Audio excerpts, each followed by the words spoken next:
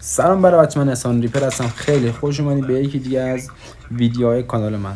بچه امروز اومدیم تو اتچمنت نو بهتون بدم، بچینین برین انمیا رو چکی کنین باش.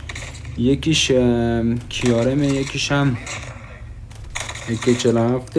حتما بچینین بچه، عالیه بچه. این هم کاستوماییه که میرن بیرون، بعدش ریلود خراب میشه وقتی اسکواد لیدر لف میده. لف که نمیدن، میان بقیه ما رو کیک میکنن و یه همچین اتفاقی میفته و واقعا افتضاح میشه بازی. خب بچه ها، کیارمه عالیه، از سر کوچه این وان شات میکنه. بچینین حتما، ضمانتیه بچه ها، حتما بچینین، عالیه. و AK47 هم یک گانی، مثلا شما انمی زودتر رو شما گرفتن و شما دیرتر میگیری، اما بازم شما انمی رو ناک میکنی. حتما AK47 هم بچینین. AK47 یه ذره لگت داره اما خیلی قویه بچه ها، خودم ازش خیلی راضیم. این سیزن دارم ازشون استفاده میکنم، همه رو دادم. خب بچه ها، تا جا داره یه گله هم از حمایتتون بکنیم. واقعا حمایت نمیشیم، نمیدونم چرا.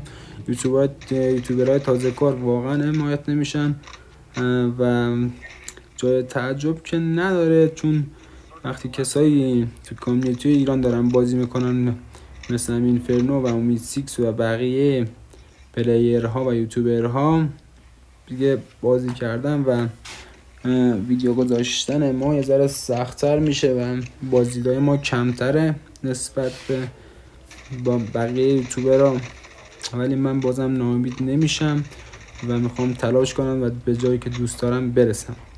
خب بچه ها، یه خبری هم بهتون بدم. میخوام اولین گردونه کانتم رو بزنم، میخوام که متیک جایزه رو بزنم. فکر کنم جمعه ویدیوشو آپلود کنم، چون سی پی ها زمان بر زدم و یه ذره فکر کنم 2 روز دیگه باید وقت باشه که سی پی ام شارژ شه. یه روز هم میخواد تا یه گیم باش بزنیم و ویدیوشو آپلود کنم. خب بچه ها، من اتچمنت ها رو براتون میذارم، امیدوارم که از ویدیو خوشتون اومده باشه. برین اتچمنت ها رو بچینین و انمی ها رو باش بزنین. خب بچه ها، اگه ویدیو رو نگاه میکنین یه لایک و یه ساب بزن که با این کارت حمایت بزرگی از من میکنه. فعلا بابای.